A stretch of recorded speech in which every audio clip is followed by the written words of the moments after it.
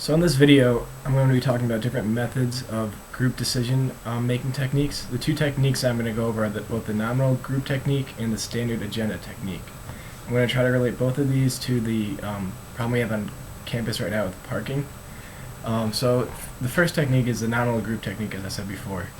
In this technique, it tries to gather information by asking individuals to respond to questions posed by a moderator, and then asking participants to prioritize the ideas or suggestions of all group members. This is a four-step process. The four steps are generating ideas, recording ideas, discussing ideas, and voting on ideas. The first step, generating ideas, this involves holding an event that is open to, in our specific situation, would be holding an event that is open to all students on the campus to come and talk about the parking issue.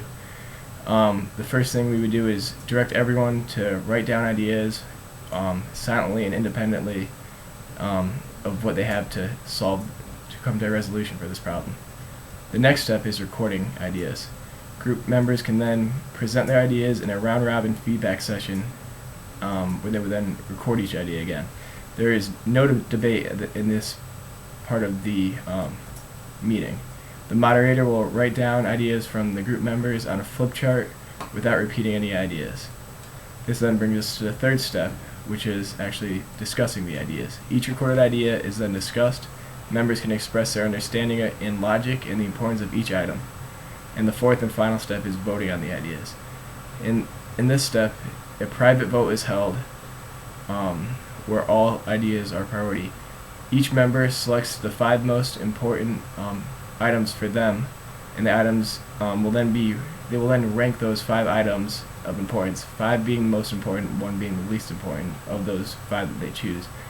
The moderator then tallies up all these sheets, the sheets of all the ideas and their ratings, and the favorite actions and ideas to the post questions are put into place.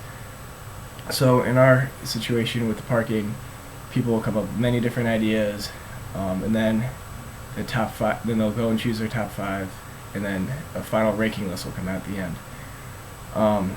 This technique overall is a great way to generate a number of ideas from the student body, where everyone can speak their mind and not have to worry about being overspoken by someone else, or out-argued or out-opinionated. It would balance the influence of individuals by limiting the power of loud opinion makers. The second option is the standard agenda technique. This is based on being time-tested and logical. The first step in this process is defining the problem. In the case of the parking policy on campus, defining the problem would be as something about how can we make it so that students and faculty can more easily have parking and be able to get to this school as quickly and efficiently as possible without having to wait around and drive around in circles for half an hour like everyone does.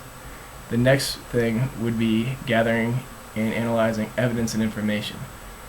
For our situation, it would include how many residents, faculty, and commuters do we have cars on campus, how many spaces are available, how long does it take to walk from each parking lot to the main campus. The third step is establishing criteria for a solution.